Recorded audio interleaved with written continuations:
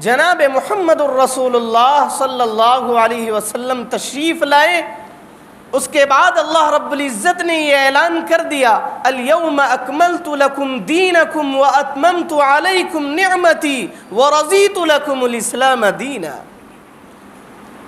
کہ میں نے جو تمہیں دین عطا کیا ہے، مذہب عطا کیا ہے، مذہب اسلام، ان الدین عند اللہ الاسلام، اللہ کے نزدیک اگر کوئی قابل قبول مذہب ہے تو وہ ہے مذہب اسلام۔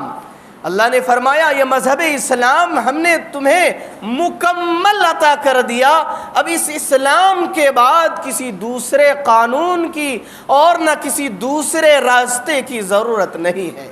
البتہ یہ دین ہم تک آیا کیسے؟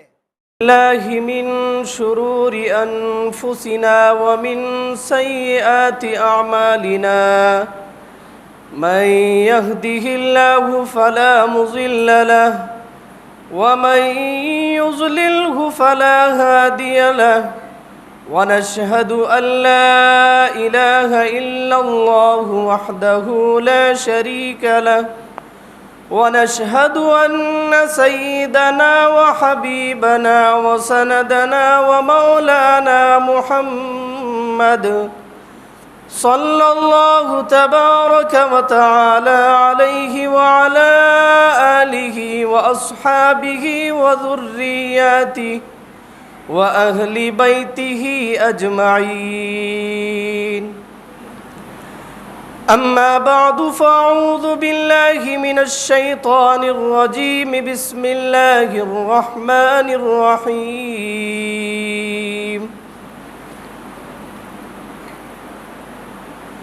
ولا تقولوا لمن يقتل في سبيل الله أموات، وقال الله تبارك وتعالى في موضع آخر محمد رسول الله والذين معه أشداء على الكفار رحماء بينهم تراهم ركعا سجدا يبتغون فضلا من الله ورضوانا، الآية۔ صدق الله العظيم وصدق رسوله النبي الكريم۔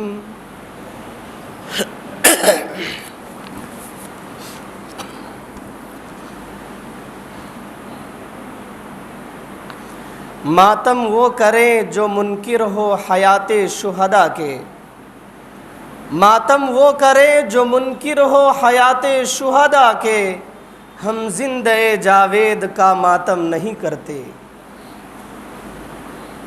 قتل حسین اصل میں مرگ یزید ہے، قتل حسین اصل میں مرگ یزید ہے، اسلام زندہ ہوتا ہے ہر کربلا کے بعد۔ میرے محترم بزرگوں، دوستوں اور عزیز ساتھیوں، اللہ رب العزت کا بے انتہا احسان و کرم ہوا کہ اس رب ذوالجلال نے ہمیں اور آپ کو اپنے بارگاہ میں حاضر ہونے کی سعادت بخشی، نیز اللہ رب العزت والجلال نے ناچیز کو کچھ باتیں کہنے کی توفیق دی۔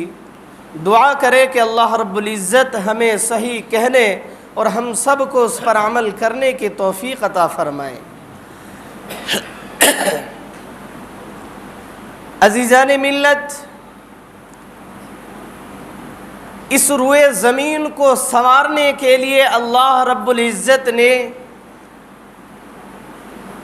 کم و بیش 1.25 لاکھ انبیاء علیہم السلام کو اس روئے زمین پر مبعوث فرمایا۔ ہر ایک کا مشن ایک کہ قولوا لا الہ الا اللہ تفلحوا، کہ تم پڑھ لو لا الہ الا اللہ کامیاب ہو جاؤ گے۔ ہر انبیاء کا مشن یہی۔ اخیر میں ہم سب کے آقا و مولا جناب محمد الرسول اللہ صلی اللہ علیہ وسلم تشریف لائے، اس کے بعد اللہ رب العزت نے یہ اعلان کر دیا الیوم اکملت لکم دینکم واتممت علیکم نعمتی ورضیت لکم الاسلام دینا، کہ میں نے جو تمہیں دین عطا کیا ہے، مذہب عطا کیا ہے، مذہب اسلام، ان الدین عند اللہ الاسلام، اللہ کے نزدیک اگر کوئی قابل قبول مذہب ہے تو وہ ہے مذہب اسلام۔ اللہ نے فرمایا یہ مذہب اسلام ہم نے تمہیں مکمل عطا کر دیا، اب اس اسلام کے بعد کسی دوسرے قانون کی اور نہ کسی دوسرے راستے کی ضرورت نہیں ہے۔ البتہ یہ دین ہم تک آیا کیسے؟ جناب محمد الرسول اللہ صلی اللہ علیہ وسلم کی جب وفات ہو گئی تو سب سے بڑا مسئلہ یہ تھا کہ خلیفہ کسے مقرر کیا جائے، امیر کسے بنایا جائے، حاکم کسے بنایا جائے، جس کے ماتحت میں رہ کر، جس کی رہبری سے اس دین کی کو اشاعت ملے اور اس دین کی صحیح معنی میں پروان چڑھ سکے، لہذا کسی امیر کی تلاش ہے۔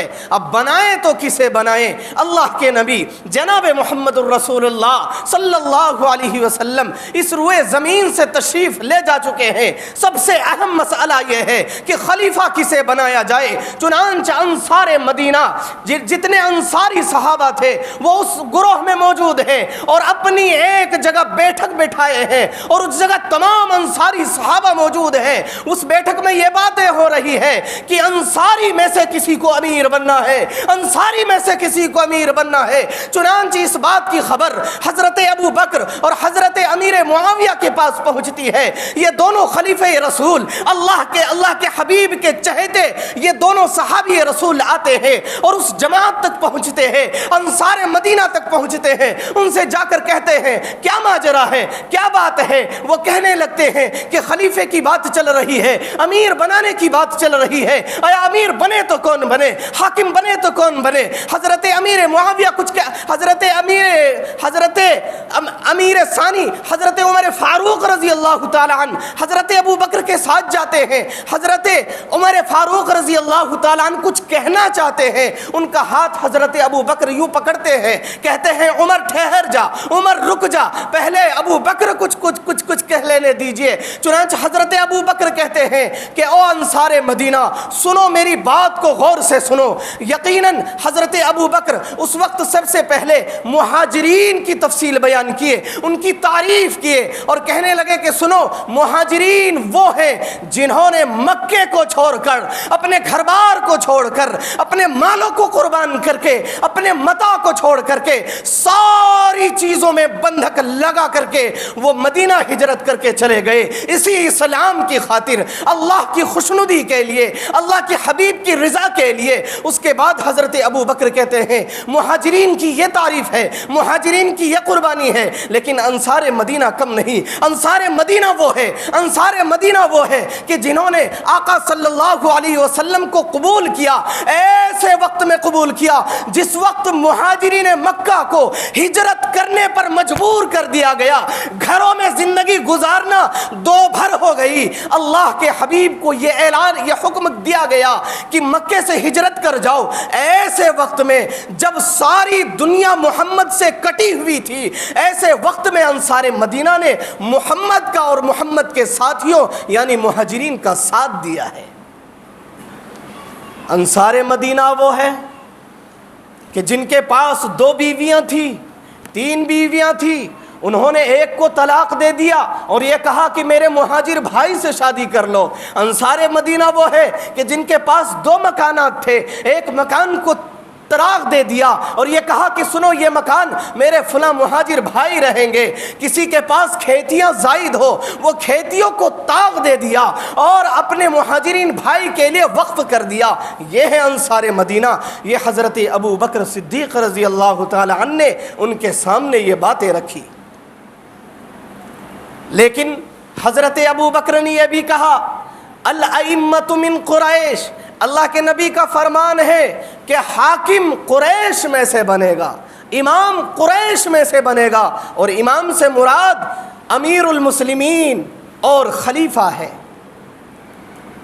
چنانچہ حضرت سعد بن عبادہ رضی اللہ تعالیٰ عنہ جو اس وقت سردار انصار مدینہ تصور کیے جاتے تھے، وہ کھڑے ہوتے ہیں اور کہتے ہیں ابو بکر کی بات ہمیں تسلیم ہے۔ چنانچہ حضرت ابو بکر صدیق رضی اللہ تعالیٰ عنہ مجمع عام کو خطاب کر کے کہتے ہیں کہ سنو، خلیفہ کے لیے سب سے بہتر حضرت عمر فاروق اور عبیدہ ابن الجراح، یہ دو صحابی رسول میرے پسندیدہ ہے، اور صحیح معنی میں یہی خلیفہ ہونے کے اور حاکم ہونے کے حقدار ہیں۔ کون کون؟ حضرت عمر فاروق اور عبیدہ ابن الجراح۔ جب یہ بات سنے تو دونوں کھڑے ہو گئے اور کہنے لگے حضرت عمر، اے ابو بکر، جب تک روئے زمین پر ابو بکر موجود ہو، قحافہ کے بیٹے ابو بکر موجود ہو، جو غار ثور میں اللہ کے نبی کے ساتھ، جو ہر موڑ پر اللہ کے نبی کے ساتھ، وہ ابو بکر موجود ہو اور عمر خلیفہ بنے، خدا کی قسم یہ کبھی نہیں ہو سکتا۔ بالآخر حضرت عمر نے یہ کہا کہ اللہ کے نبی نے صراحتاً یہ نہیں کہا کہ ابو بکر خلیفہ ہوں گے، لیکن ضمناً اور کنایتاً اس بات کا اشارہ کر دیا کہ سنو، میرے بعد اگر تم کسی کو خلیفہ ماننا چاہتے ہو اور حاکم تصور کرنا چاہتے ہو تو وہ صرف اور صرف حضرت ابو بکر ہے۔ اس لیے کہ اللہ کے نبی کے زمانے میں، اللہ کے نبی کی موجودگی میں امامت کس نے کی؟ صرف اور صرف حضرت ابو بکر نے، کسی اور نے امامت نہیں کی۔ بلکہ ایک مرتبے کی بات ہے، حضرت عمر فاروق رضی اللہ تعالی عنہ کو صحابہ رسول نے امام بنا دیا، وہ نماز پڑھانے لگے۔ حضرت جناب محمد الرسول اللہ صلی اللہ علیہ وسلم کمرے سے باہر تشریف لائے اور کہنے لگے میں یہ نہیں چاہتا کہ قحافہ کے بیٹے موجود ہو اور میری موجودگی میں کوئی اور نماز پڑھائے، میری موجودگی میں اگر کوئی لائق ہے تو وہ ہے ابو بکر۔ یہ صراحت کر دیا اللہ کے نبی نے۔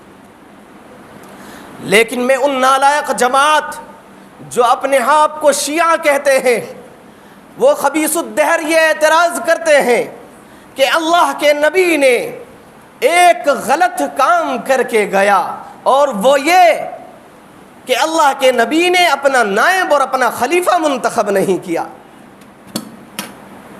تو اس کم عقل انسانوں سے یہ کہنا چاہتا ہوں کہ سنو، اللہ کے نبی نے خلیفہ جو مقرر نہیں کیا وہ ہمارے اور آپ کے ایمان کی سلامتی کے لیے۔ اس لیے میرے عزیزو، آپ بتائیں اسی ہندوستان کا حاکم اگر بدل دیا جائے تو بتائیے ہندوستان کے سارے لوگ کسی ایک حاکم کو تسلیم کر سکتے ہیں؟ بتائیے ہمیں۔ جب اس ہندوستان کے لوگ ایک حاکم کو تسلیم نہیں کر سکتے تو یقیناً جب اللہ کے نبی حضور صلی اللہ علیہ وسلم کسی ایک کو حاکم اور خلیفہ متعین کر دیتے تو صحابہ کرام کے ذہن و دماغ میں بھی اور ہمارے ذہن و دماغ میں بھی جس طرح بھی شیعہ کے دماغ میں یہ بات آتی ہے کہ خلیفہ صحیح مقرر نہیں ہوا ہے، اس طرح اس وقت صحابہ کرام کے ذہن میں بھی یہ بات آتی کہ ابو بکر کے بجائے عمر کو ہونا چاہیے، عمر کے بجائے عثمان کو ہونا چاہیے، اور تو اور حضرت علی کو ہونا چاہیے، اس لیے کہ یہ حضور کے خاندان میں سے ہیں۔ اگر اللہ کے نبی کسی ایک کو متعین کر دیتے اور صحابہ میں سے یا ہم اور آپ میں سے اگر کوئی اس کا انکار کرتے تھے تو یاد رکھیں ہمارا ایمان سلب ہو چکا ہوتا،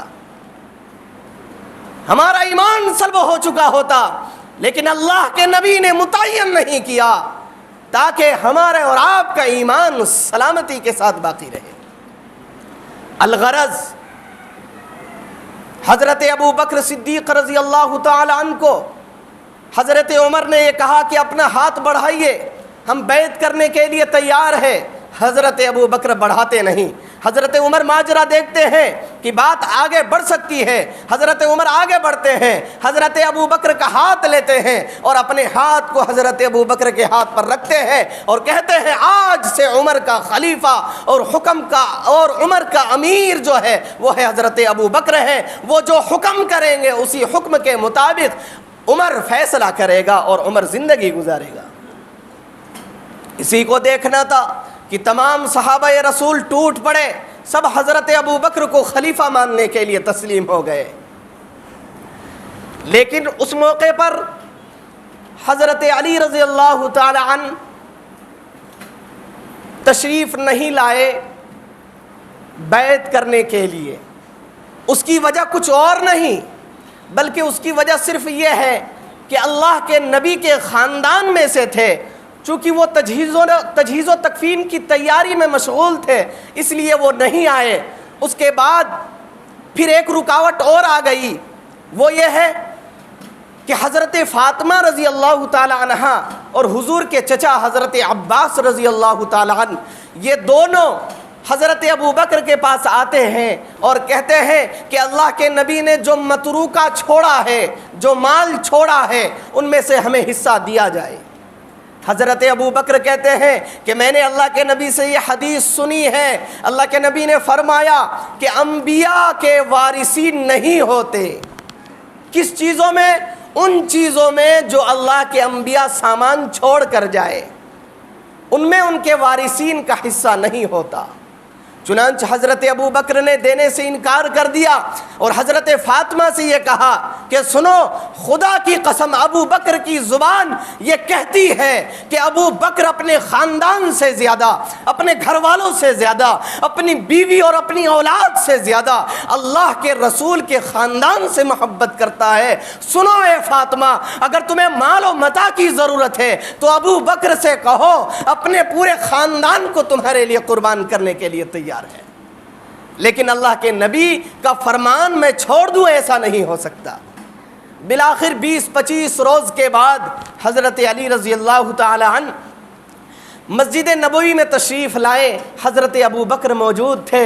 حضرت ابو بکر سے کہنے لگے کہ ابو بکر، میں نے آپ سے بیعت نہیں کی کسی جلن اور حسد کی وجہ سے نہیں، بلکہ میرے دل میں یہ خیال تھا کہ میں محمد کا چچا زاد بھائی بھی ہوں اور میں محمد کا اہل بیت میں سے ہوں، ان کے گھرانہ میں سے ہوں، میں قریش میں سے ہوں. میرا دل یہ چاہ رہا تھا کہ محمد کے بعد یقیناً خلیفے کا مستحق میں ہی ہوں، اس لیے ورنہ ایسی کوئی بات نہیں ہے. اب جب میں آیا ہوں تو ابو بکر ہاتھ بڑھاؤ، میں بیعت کرنے کے لیے تیار ہوں. چنانچہ حضرت علی رضی اللہ تعالی عنہ بھی ابو بکر پر بیعت کیے.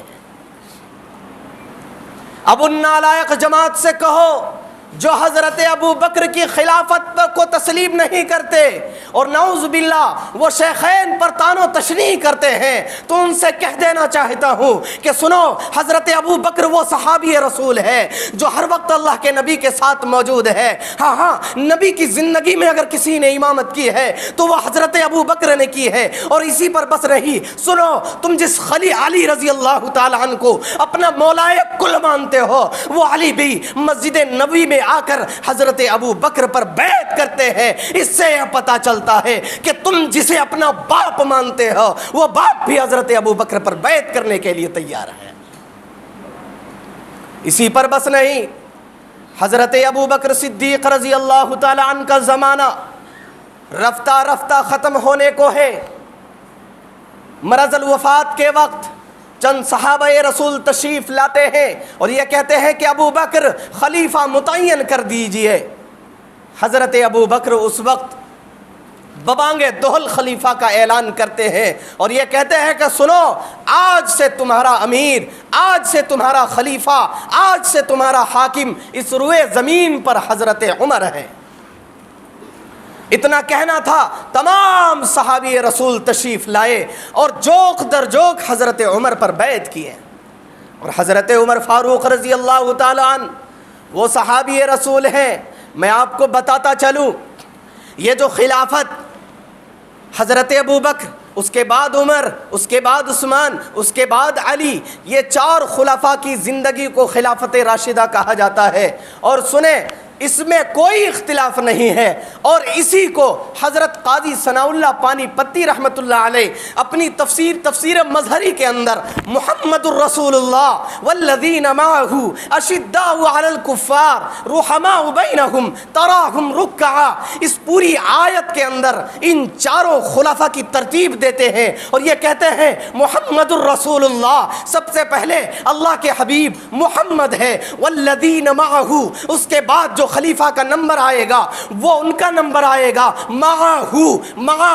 معہ کے معنی ساتھ کے آتے ہیں، اور ہو ضمیر کا مرجع حضرت ثناء اللہ پانی پتی رحمۃ اللہ علیہ نے یہ کہا کہ اگر متعین کیا جائے تو میرے دل سے پوچھو، میں اپنے تخیل میں متعین کرتا ہوں کہ اس سے مراد حضرت ابو بکر ہے، اس لیے کہ حضور کے ساتھ زندگی گزارنے والے ابو بکر ہے، حضور کے ساتھ جلوت میں بھی ابو بکر ہے، خلوت میں بھی ابو بکر ہے۔ سنو، جس وقت دنیا والوں نے محمد کو تسلیم نہیں کیا تھا، محمد کی نبوت کو تسلیم نہیں کیا تھا، اس وقت بھی ساتھ دینے والے ابو بکر موجود ہے۔ جس وقت ہجرت کی باری آئی، ہجرت میں بھی آقا صلی اللہ علیہ وسلم کے ساتھ ابو بکر موجود ہے۔ ہجرت کے میں کیا بتاتا چلوں، سنیے، ہجرت کا جب موقع آیا تو حضرت حضور صلی اللہ علیہ وسلم یوں چل رہے ہیں، ابو بکر کبھی دائیں جاتے ہیں، کبھی بائیں جاتے ہیں، کبھی آگے آتے ہیں، کبھی پیچھے جاتے ہیں۔ حضور صلی اللہ علیہ وسلم کہتے ہیں اے ابو بکر کیا ماجرا ہے، کیا بات ہے؟ ابو بکر کہتے ہیں اے اللہ کے حبیب، جب میں دائیں رہتا ہوں مجھے ڈر محسوس ہوتا ہے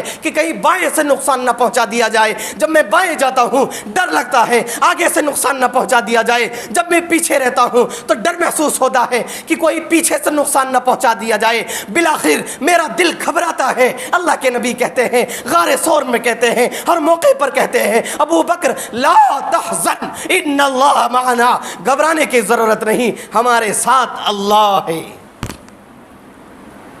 والذین معہ کے اندر بھی ماں، اور اللہ کے نبی نے فرمایا لا تحزن ان اللہ معنا، اور نہ سے مراد نہ ضمیر متکلم کی ہے، اس سے مراد اللہ کے حبیب اور اللہ کے حبیب کے حبیب حضرت ابو بکر صدیق رضی اللہ تعالی عنہ ہے۔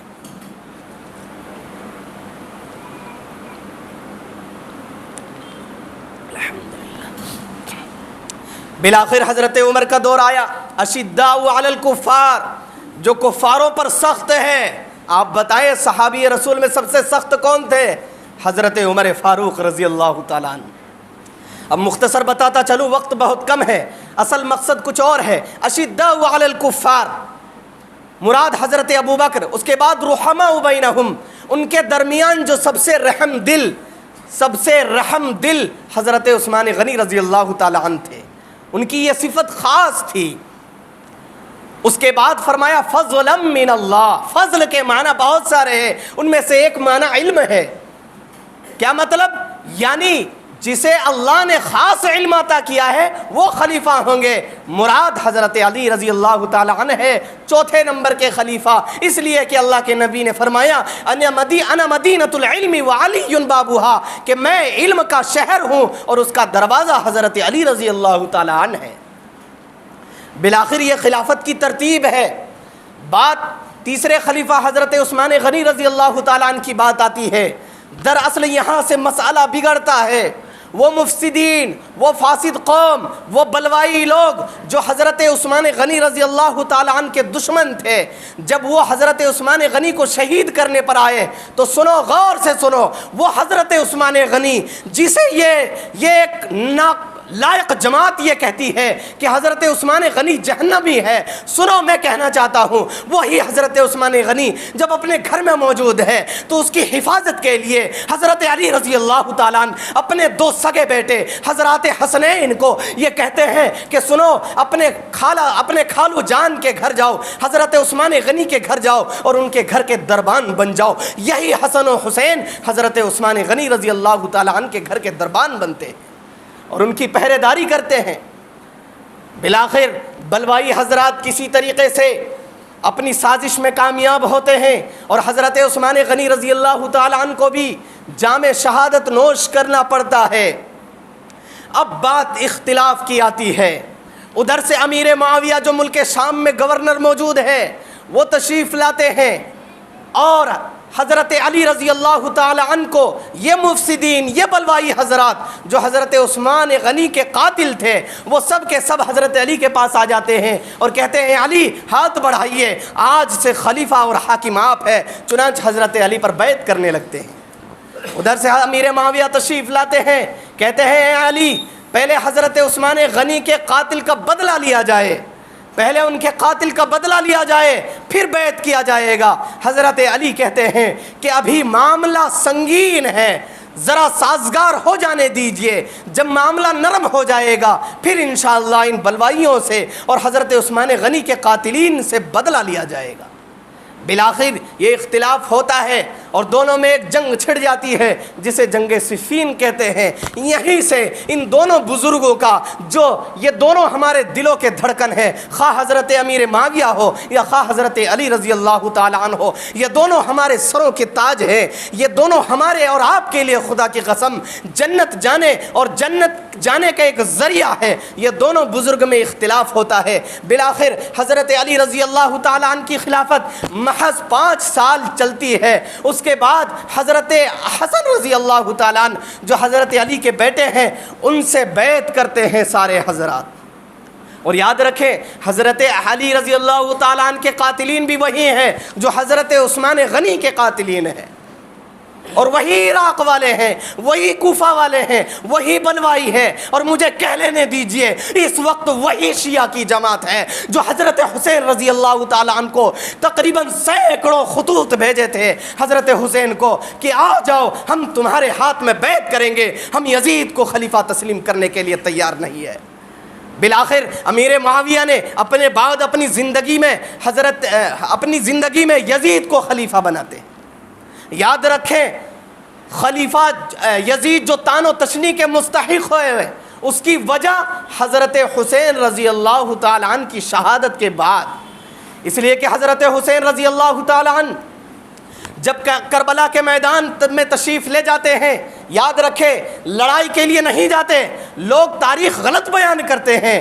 حضرت حسین رضی اللہ تعالیٰ عنہ کربلا جو پہنچے ہیں وہ دراصل ان کا مقصد عراق جانے کا تھا، کوفہ جانے کا تھا، اس لیے کہ وہاں کے مفسدین حضرات سینکڑوں خطوط بھیجے تھے کہ آ جاؤ ہم تمہیں حاکم تسلیم کریں گے، اس نیت سے گئے تھے۔ لیکن حضرت عبداللہ ابن عمر، حضرت عبداللہ ابن عباس، حضرت عبداللہ ابن زبیر اور اسی طریقے سے ایک اور 2 اور صحابی رسول ہیں، انہوں نے حضرت حسین سے کہا وہ عراقی قوم بدتر قوم ہے، یہ بڑے غدار قسم کے قوم ہیں، ان پر بھروسہ مت کرو۔ حضرت حسین نے اپنے چچا زاد بھائی حضرت مسلم بن عقیل رضی اللہ تعالیٰ عنہ جو صحابی رسول تھے انہیں حالات کا جائزہ لینے کے لیے بھیجا۔ جب وہ گئے تو اس اول وقت میں ان پر تقریباً 27,000 لوگوں نے بیعت کی ہے حضرت حسین کے نام پر۔ لیکن جب یزید نے وہاں کے گورنر، کوفہ کے گورنر اس وقت نعمان بن بشیر رضی اللہ تعالیٰ عنہ تھے، یزید نے کیا کیا کہ نعمان بن بشیر کو ختم کر دیا، اسے مفضول کر دیا، اور اس کی جگہ پہ ایک نالائق قسم جو حضرت حسین کے قاتل ہے وہ ہے عبید اللہ ابن زیاد، انہیں وہاں فائز کر دیا۔ اور وہ عبید اللہ ابن زیاد نے پھر حضرت مسلم بن عقیل جو حضرت حسین کی جانب سے آئے تھے انہیں قتل کیے، ان کے بچوں کو قتل کیے۔ بالآخر جب حضرت حسین کربلا آئے ہیں ان کو بھی شہید کرنے والے یہی عبداللہ ابن زیاد کی ایک جماعت جس کے سپہ سالار عمر بن اسد تھے، اور اسی کے ساتھ جو ساتھ دینے والے تھے ان کا نام ابن ذل جوشن تھے۔ یہ سارے مل کر کے حضرت حسین رضی اللہ تعالیٰ عنہ کو شہید کیے ہیں۔ لیکن یاد رکھیں حضرت حسین رضی اللہ تعالیٰ عنہ کی سر مبارک کو عبید اللہ ابن زیاد کے پاس رکھا گیا، اس نے اس زبان کو چھڑی سے مارا جس زبان کو خدا کی قسم اللہ کے نبی نے بوسہ دیا کرتا تھا، اس آنکھ کو مارا جس آنکھ نے نہ جانے کتنے مرتبہ اللہ کے نبی کی زیارت کی تھی، اس سر کو مارا جس سر کو نہ جانے خدا کی قسم اللہ کے نبی نے کتنے مرتبہ چوما تھا۔ لیکن میرے عزیزو یاد رکھیں حسین سے محبت یہ دلیل نہیں ہے کہ ڈھولک بجایا جائے یا ماتم کیا جائے، بلکہ حسین سے محبت یہ ہے کہ حسینی اپنا آپ کا لقب منایا جائے اور حضرت حسین کی طرح زندگی گزارنے والا بننا چاہیے کہ جس طرح یزید کی حکومت کو اس نے ٹھکرا دیا اور یہ کہہ دیا کہ سنو، میں اپنے نبی، میں اپنے نانا جناب محمد الرسول اللہ صلی اللہ علیہ وسلم کے اسلام کو کسی غیر کے ہاتھ میں جانے نہیں دوں گا، میں مقتول ہونا اور قتل ہونا پسند ہو سکتا ہوں، شہید ہونا پسند کر سکتا ہوں، لیکن اسلام کو کسی غیر کے ہاتھ میں جانے نہیں دوں گا۔ یہ حضرت حسین رضی اللہ تعالیٰ عنہ کا پیغام۔ اللہ ہمیں آپ کو سننے سے زیادہ عمل کرنے کی توفیق عطا فرمائے۔ وما علینا الا البلاغ۔